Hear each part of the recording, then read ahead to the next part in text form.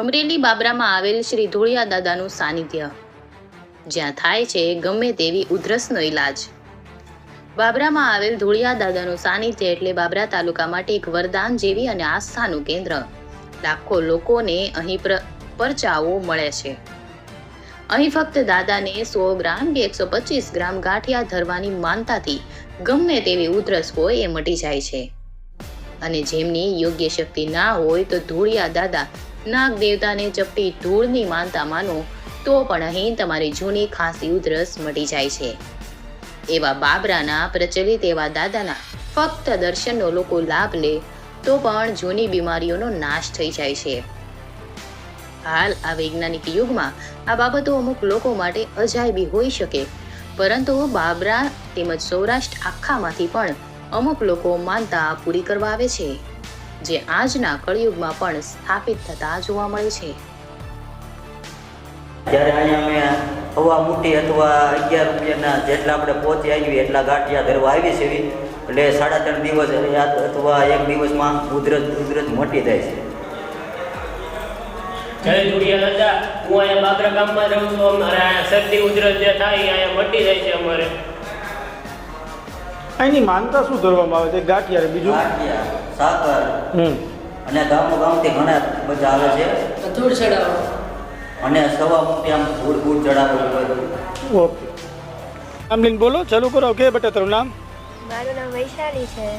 મારી ઉંમર 17 વર્ષ છે. મને બહુ ઉધરસ થઈ ગઈ હતી, એટલે મેં સાંભળવામાં આવ્યું કે ધોળિયા દાદા મંદિર ઉધરસ જલ્દી સારી થઈ જાય છે. તો અમે અહીંયા માનતા પૂરી કરવા આવ્યા હતા. અમે અહીંયા માનતા પૂરી કરી એટલે ઉધરસ મટી જાય છે. અને બધાને એ જ કહેવા માગું છું કે ધોળિયા દાદા આવો, જેને ઉધરસ નથી મળતી એની જરૂર મટી જાય. તમે બોલો બેટા. મને પણ ઉધરસ થઈ હતી. મારું નામ કુશવા રાખી રતનભાઈ છે. મેં સાંભળ્યું હતું કે બાબરામાં એક ધોળિયા દાદાનું મંદિર છે. ત્યાં ઉધરસ થઈ હોય વધારે તો અહીંયા માનતા કરીએ તો આપણે ઉધરસ જલ્દી મટી જાય છે. એટલે અમે ગાંઠિયા ચડાવીને અને ઉધરસ બધાને પણ ઘરમાં શાંતિ થઈ જાય છે. એટલે તમને એ કહેવા માગું છું કે અહીંયા મંદિરે આવો અને માનતા કરી જાઓ. પેલા તમારું નામ? પ્રવીણ પોપટલાલ વ્યાસ, મૂળ નિવાસી જામનગર, 5 વર્ષથી બાબરામાં રહેવાસી, અને ભટ્ટ વ્યાસ અને દેસાઈ કુટુંબના કુળદેવ તરીકે પૂજનીય છે. અને ભટ્ટ વ્યાસ દેસાઈ કુટુંબ કુળદેવતા તરીકે ધોળિયા દાદાની પૂજન અર્ચન દર્શન કરે છે.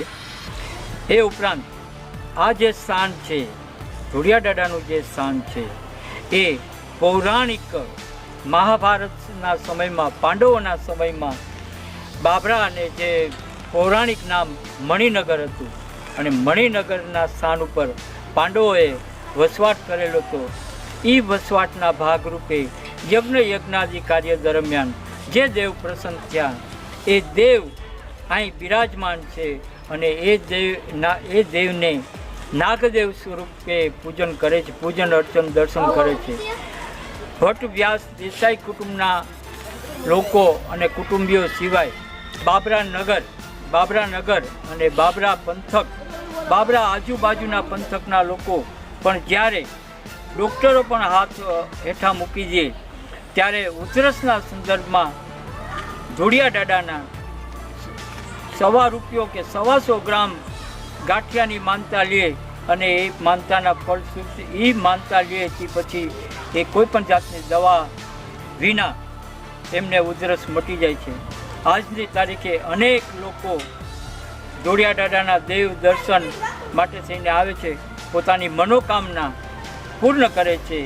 એવું આ પૌરાણિક સ્થાન છે પાંડવોના સમયથી. અને પહેલાં એમ કહેવાતું કે આ એક ટીંબો હતો, અને ટીંબા ઉપર નાગદેવ સ્વરૂપે બિરાજમાન જે દેવ છે એ બિરાજમાન છે. એવું બાબરા કહેવાતી અને વાસ્તવિક રીતે સંતોની ભૂમિ છે. અને એમ પણ કહેવાય છે, જે જૂના લોકો છે એમ કહે છે કે આ જે પાંચાલ ક્ષેત્રની જે ભૂમિ છે, અને ખાસ કરીને બાબરાના જે અમુક વિસ્તારો છે એ ઈચ્છાધારી નાગની ભૂમિ છે.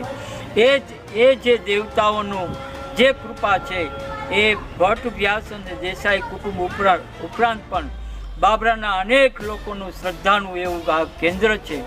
વિશાળ નાની એવી ડેરીમાંથી વિશાળ ડેરી થઈ રહી છે અને ભટ્ટ વ્યાસ અને દેસાઈ કુટુંબના લોકો વર્ષમાં એક વખત સ્નેહ મિલનના ભાગરૂપે ભેગા થાય છે અને એના નિશ્ચિત ક્રમ મુજબ ડિસેમ્બરના છેલ્લા રવિવાર હોય છે.